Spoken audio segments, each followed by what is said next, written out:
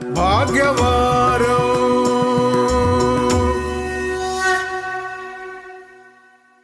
എല്ലാവർക്കും നമസ്കാരം. ഭാഗ്യവാരത്തിലേക്ക് എല്ലാ പ്രിയപ്പെട്ട പ്രേക്ഷകർക്കും സ്വാഗതം.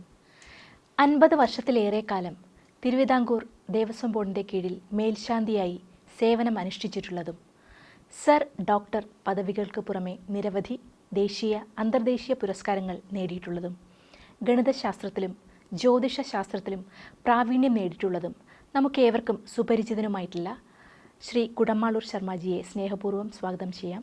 സ്വാഗതം ശർമാജി. നമസ്തേ.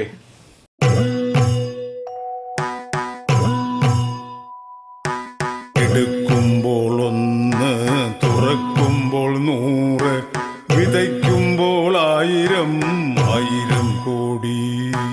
കുടത്തിലെ വിളക്കിൽ നിന്നുയരുന്ന ജ്യോതിയിൽ കുടമാളൂർ ഒരുക്കുന്ന ജ്യോതിഷവാരം. പ്രായപൂർത്തിയായി കഴിഞ്ഞാൽ ഏതൊരു പുരുഷനും സ്ത്രീയും ചിന്തിക്കുന്നത് നല്ലൊരു വിവാഹബന്ധത്തെക്കുറിച്ചായിരിക്കും. അതായത് അവനവൻ്റെ കുടുംബം നന്നായി കൊണ്ടുപോവുക എന്നുള്ളത് ഏവരുടെയും ആഗ്രഹമാണ്.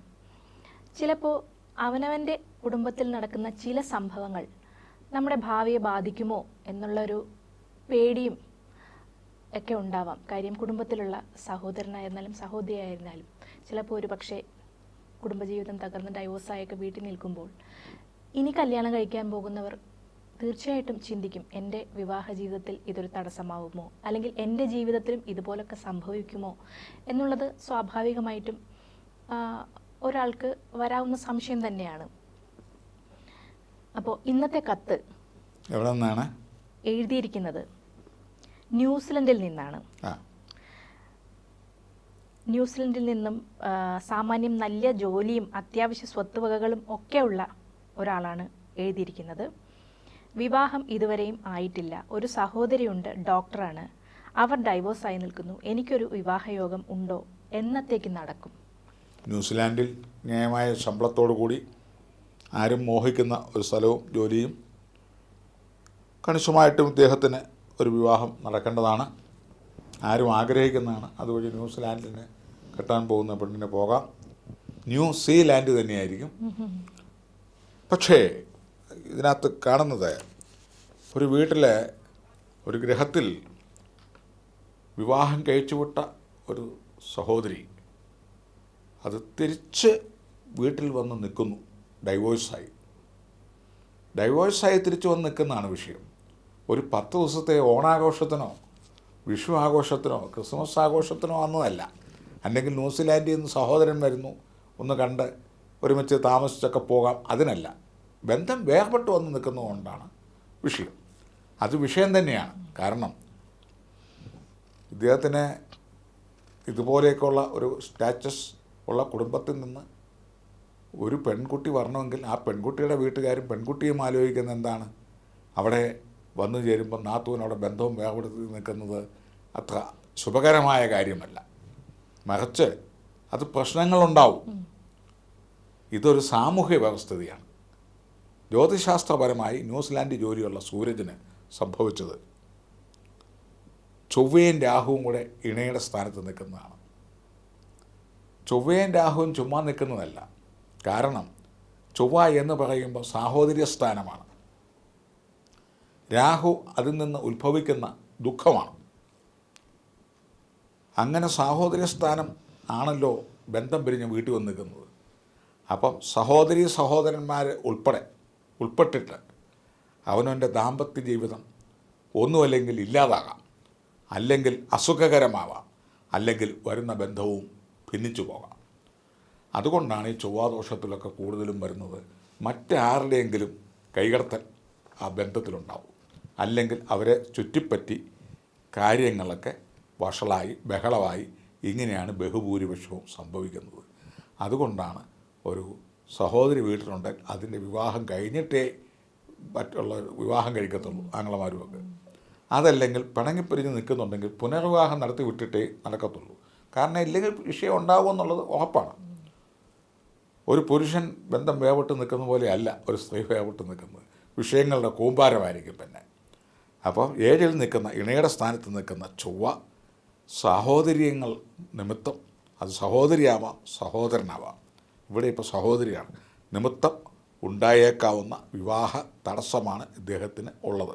ജോലിയിലോ സൗന്ദര്യത്തിലോ ആരോഗ്യത്തിലോ കുടുംബത്തിലോ സമ്പത്തിലോ ഉള്ള തടസ്സമല്ല. അതിൻ്റെ കൂടെ രാഹുവും കൂടെ നിൽക്കുന്നു. അപ്പം ഇണങ്ങി കിട്ടാൻ ബുദ്ധിമുട്ട് വരും എന്നർത്ഥം. ഏതെങ്കിലും തരത്തിൽ അതുപോലെയൊക്കെയുള്ള ബന്ധങ്ങൾ വരാനേ സാധ്യതയുള്ളൂ.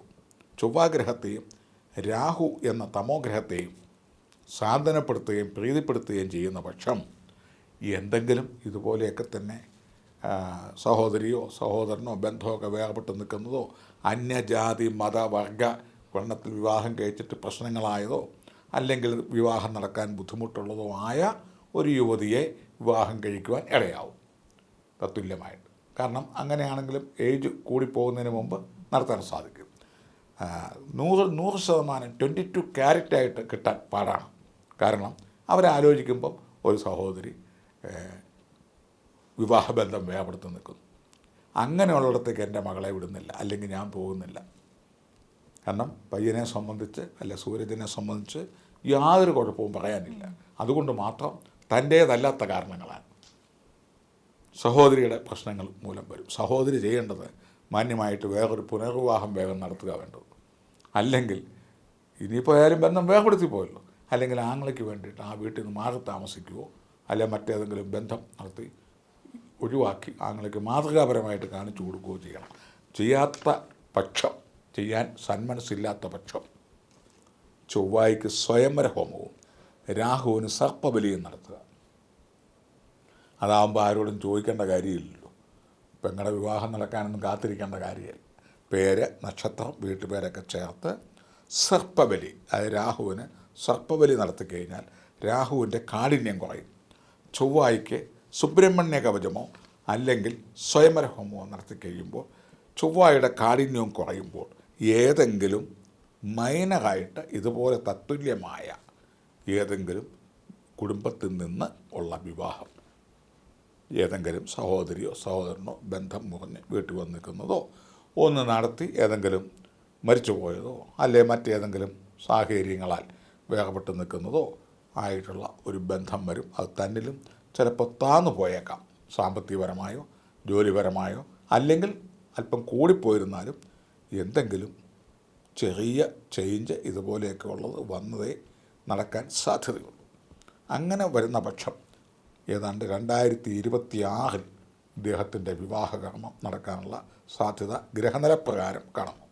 ഇപ്പോൾ 2023 തീരാൻ പോവുകയാണ്. 24 25 കഴിയുന്ന മുറയ്ക്ക് 26 സ്റ്റാർട്ടിങ്ങിലോ 25 ലാസ്റ്റോ സൂരജിൻ്റെ വിവാഹം നടക്കും. സ്വയംവര ഹോമം, സർപ്പബലി മുതലായ കർമ്മങ്ങൾ ചെയ്യുക. വീട്ടിൽ നിൽക്കുന്ന ബന്ധം മാറി ഡൈവോഴ്സായി വന്ന് നിൽക്കുന്ന സഹോദരിയുടെ ഈ ന്യൂനതകൾ മറികടന്നോ അല്ലെങ്കിൽ അതിനെ അപ്രസക്തമാക്കിയോ അതിന് ഗൗരവമില്ലാത്ത തരത്തിലോ അല്ലെങ്കിൽ അത് ഉൾക്കൊണ്ടും കൊണ്ട് അത് സഹിച്ചുകൊള്ളാം എന്നുള്ള രീതിയിലോ എത്തുന്ന ഒരു വിവാഹമായിരിക്കും വരുന്നത്. ഇപ്രകാരം വിവാഹം നടന്നു കഴിയുമ്പോൾ ഭാഗ്യവാരത്തിലേക്ക് വീണ്ടും കത്തയക്കുക. നിരവധി കത്തുകളാണ് ഓരോ ആഴ്ചയും ഇവിടെ വന്നുകൊണ്ടിരിക്കുന്നത്.